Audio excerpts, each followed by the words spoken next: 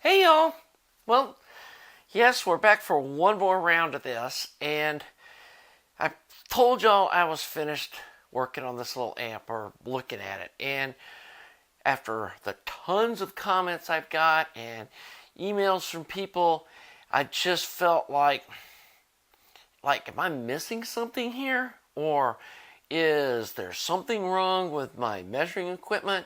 And I realized that I never hooked this little Decware amp up to my analog scope with my analog signal generator, which doesn't have shared grounds or that kind of issues that could be causing a problem. And I thought maybe there's something wrong here, and this is different than what I'm seeing on my Analog Discovery 2. And then I also saw, or about 15 people sent me links to that Decware did. I'm assuming in response to my video, because it was just like a week later, but maybe it was just a coincidence. But they put out a video, and I watched it and thought, while some of it looks the same, some of it looks a little different, let me actually put this thing on my analog scope, run through the tests on it where I, see where it's clipping and all that on an analog type scope, and then put it back on the Analog Discovery 2, do frequency versus THD, look at the spectrum, look at the even versus odd order harmonics, all that kind of stuff, which we didn't really super dive into, and see if I'm missing something. So let's do the measurements at the end. We'll do a final kind of wrap up on this thing, and I promise we're done looking at this amp. So here we go one more time. Okay, we got the little amp hooked up to my analog Tektronix 2235 oscilloscope, and we have a Tenma analog audio generator set for a 1K sine wave. And the way I test, this is a 2-channel oscilloscope. The first channel is this upper trace we're seeing here. This is the output from the signal generator, this one right here. And we got it set for 3 volts peak to peak, which is right at 1 volt RMS, which is about half of what the output from a modern DAC is. So should be plenty to drive any amp. I'm sure it'll drive this little guy fine. And before some of you start thinking, oh, well, you're overdriving the amp, I will show you how that is not possible when you have an amplifier that's got a volume pot on the input like this does. You're just changing the position on the knob that it starts clipping or distorting. And I'll show you both cases here. We'll come back later and do the same test with it set 1 volt peak to peak, and you'll see exact same output. So the first thing I like to do is pull up the amp till we have the same number of divisions on the output, and in this case it's set to 2 volts per division on the output of the amp, or that second channel on the oscilloscope. So we'll, right there, we've got 3 divisions. So let's see what these look like overlaid on top of each other. And you can see that while they're close, there's a little gap between them right here on this down spike, and there's a little gap here you probably won't be able to see on the video, but hopefully you can see this side over here that there's a little gap.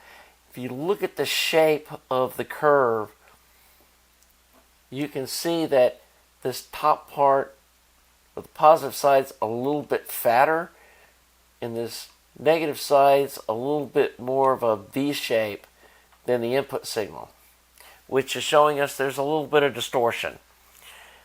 And I'm guessing, just looking at this from experience, that's probably a couple of percent of distortion, which it's not huge, but it should be about what we saw on the Analog Discovery 2.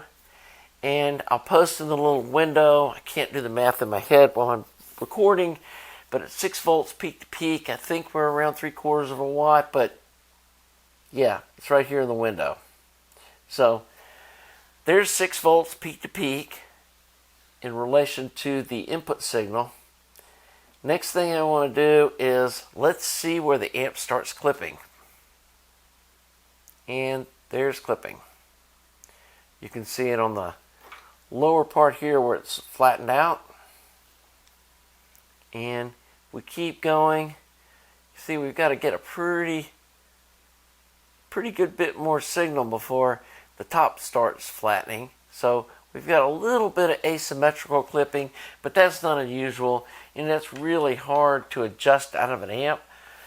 You can play with the bias point and possibly get that a little more symmetrical, but then again, it might change the sonic signature of the amp in the area that you're listening to.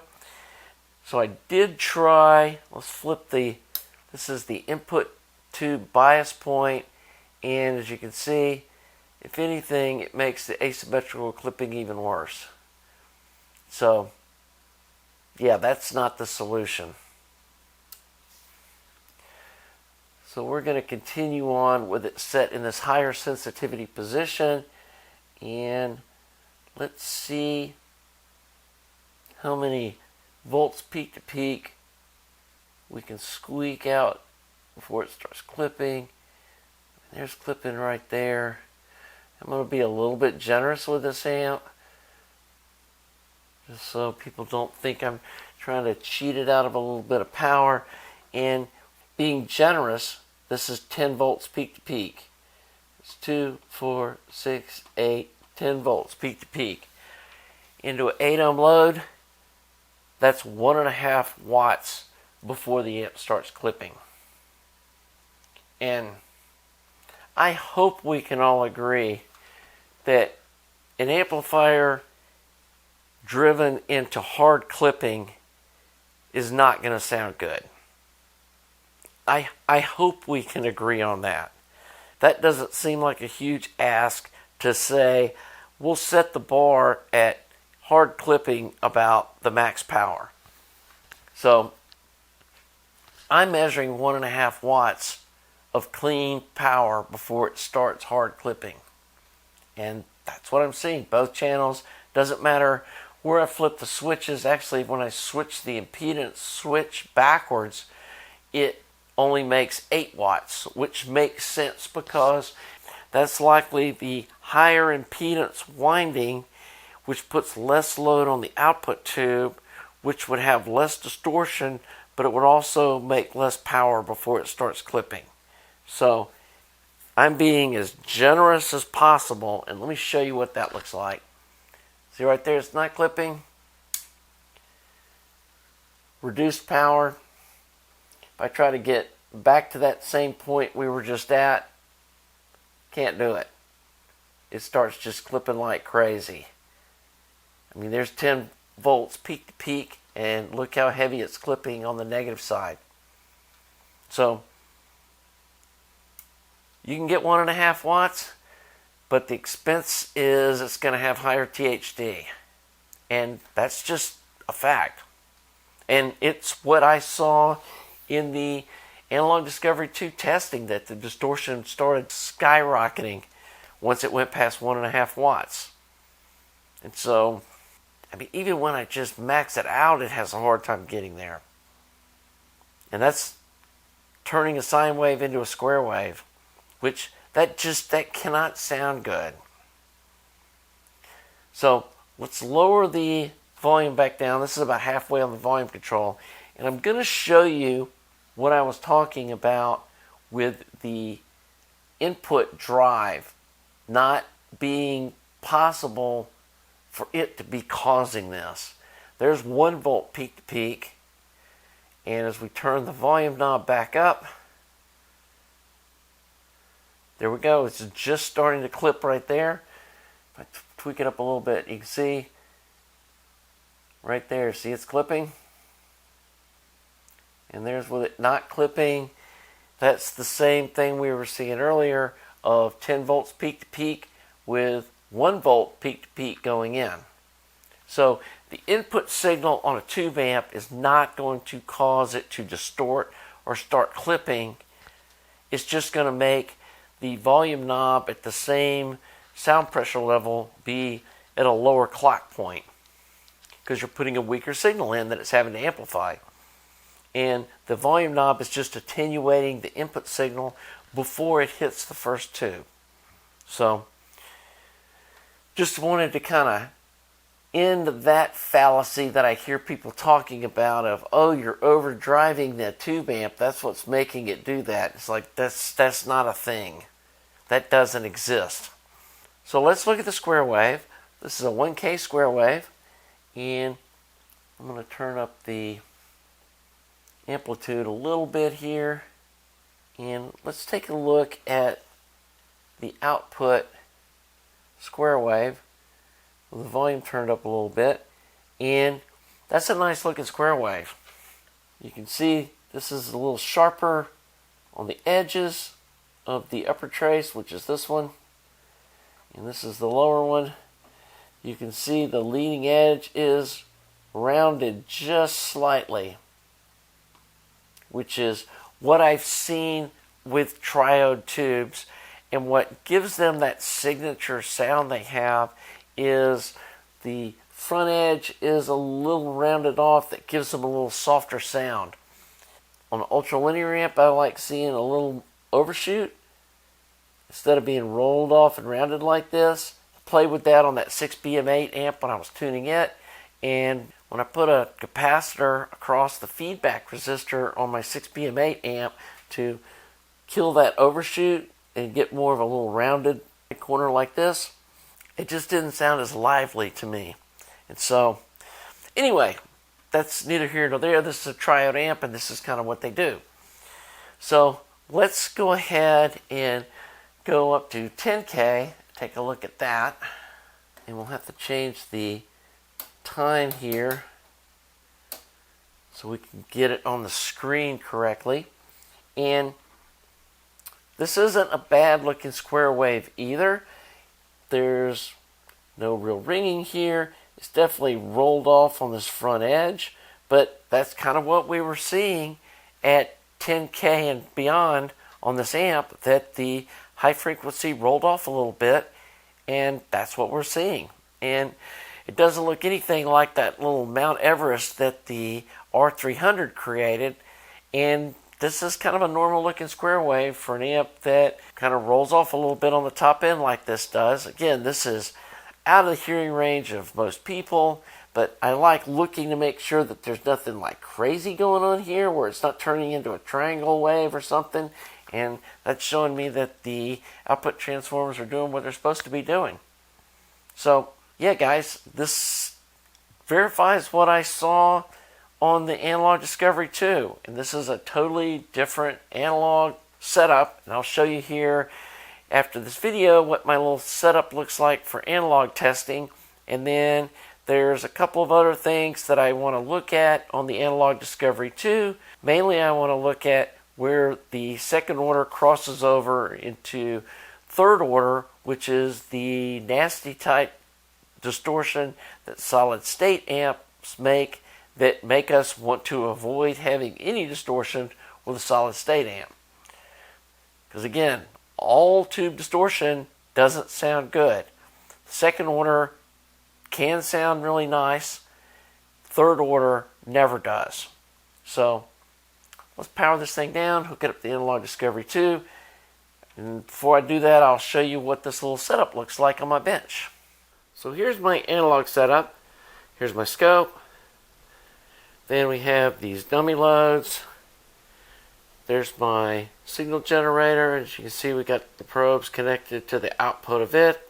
It comes over to the back of the amp with the RCA there. Then the other probe connects up to this dummy load. And I've got this dummy load disconnected. So you can see dummy load's just right at 8 ohms, 8.1. So, and that's my analog setup. Okay, so we're back on the Analog Discovery 2, and we've seen this screen way too many times, I think. But we're going to try something a little different here. We're going to do a test here tracking just the second order harmonics. And you can see the curve follows the same path until it gets up here to about 1.5 watts. and then the second order harmonics takes a dip here. So let's look at the third order harmonics, which do not sound good. And you can see here we have a very different looking curve.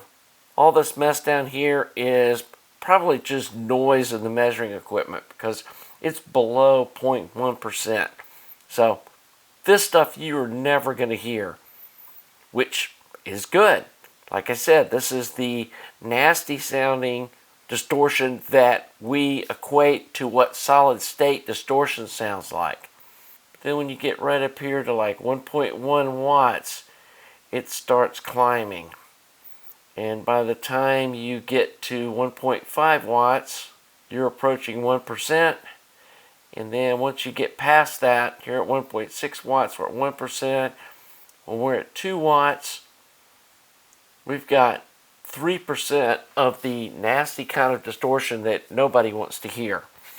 Again, remember right here is where we saw the amp clipping on the analog scope, and it makes total sense that right as it goes past clipping, it gets nasty. And that's why I say we have to agree that no amp sounds good when it's hard clipping. And this is showing exactly that. So let's look over here at the THD versus frequency. And we're pulling from, it says 40 to 10K, but it actually is measuring to 5K, which is just how this software works. So anyway, we got the THD here, and if you look on the lower left, you'll see it's mostly second order harmonics. You see that spike after the first fundamental, and then after that, it's pretty flat. If you look at the scope pattern on the right lower corner, you see we got a nice sine wave. All that looks good. Again, this is at a half a watt. And even down here at 40 hertz, it's pretty flat to 100, which is showing that the output transformers are capable of creating that sort of low frequency. So here's the total THD. If we plot the second order, it's absolutely the same exact plot. When we do the third, you can see it starts off down here at maybe 1/3% of distortion is third harmonic. But again, if you look at the graph on the lower left, it quickly drops off and is just second order. And it stays down here inaudible. So, like I said before, if you're using a half a watt, this thing's going to sound really nice. It's going to have that great second order harmonic, and even though it's showing that it's, a little over 2% at a half a watt, not a problem. That's going to sound good because it's the right kind of harmonic. So let's go up to 1 watt here and see what this looks like. So this is at 1 watt, and seeing a little more distortion, which the other plot also showed. Still mostly second order, like the other plot showed. Getting a little third order down here in the lower frequencies. Remember, we tested the other screen with a frequency of 1K, and this is showing all the way down to 40 hertz. You can see here when you get down around 40 to 100 hertz, there's a little more third order. So if we go second order, same overlay, there's the third order. You can see now down here at 40 hertz, we've got 1% of third order. But by the time you get to 100 hertz, you're only 1/4%. You're still not going to hear this. This is still going to sound really good. So this is at 1.6 watts. And if you follow along here, I'm going to scroll across. Watch the screen on the lower right. As you can see, when you get down to 1K, we start seeing some clipping down at the bottom. And as we get lower and lower frequency, we see more and more pronounced clipping to the point when we go under 100 hertz, it starts getting kind of ugly. But Again, this isn't something you're probably going to hear way down low, but this in here you're going to hear. And look at the spectrum on the left. Almost all the first 4, 5, 6 harmonics are all almost the same. We've got a little more second order than the third order, but not a whole lot. And you can see on this plot, when we go to second order, the plot changes, drops down a little bit. But when we plot the third order, it's definitely up here, closer to 1% distortion. And again, this is the type of harmonics that solid state amps make that do not sound good.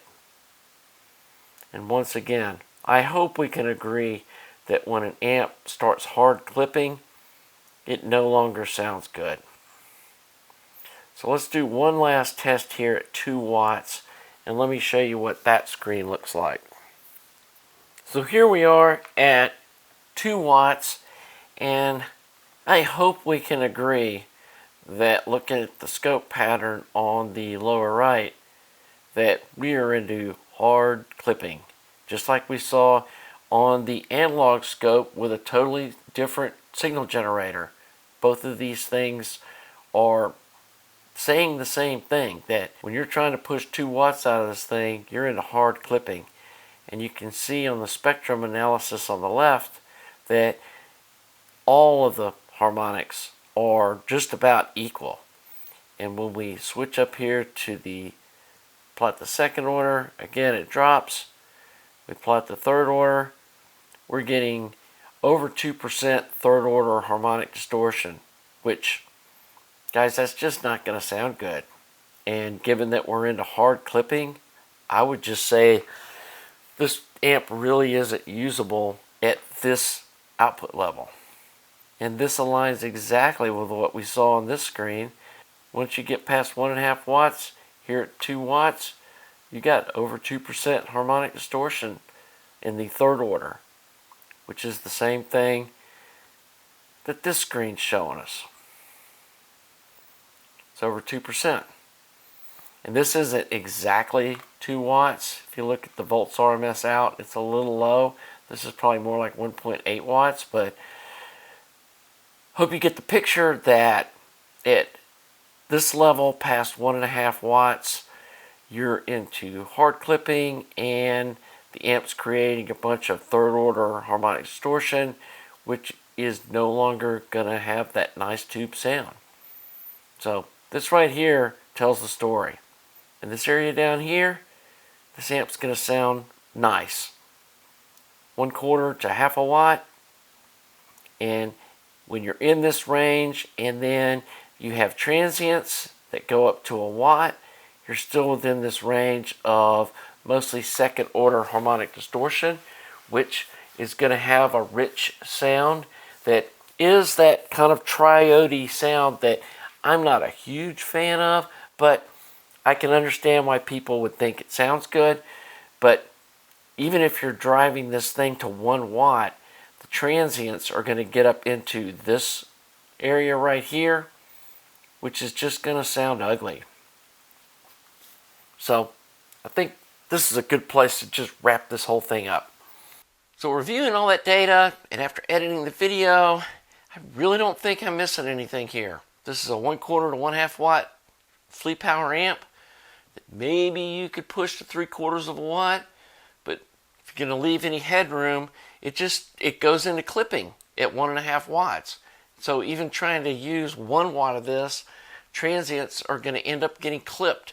And I just feel like there's no way people should be discounting clipping and acting like an amplifier is going to sound good when the signal's getting clipped. I mean, that baffles me that anybody thinks that would be okay. I mean, the other night, after a bunch of the comments, I woke up after sleeping for about 3 hours and I couldn't go back to sleep thinking about this and like, did I do something wrong? Did I hook something up wrong? Is somehow the Analog Discovery 2's giving weird readings with this amp and sort of spinning in my head and I couldn't go back to sleep.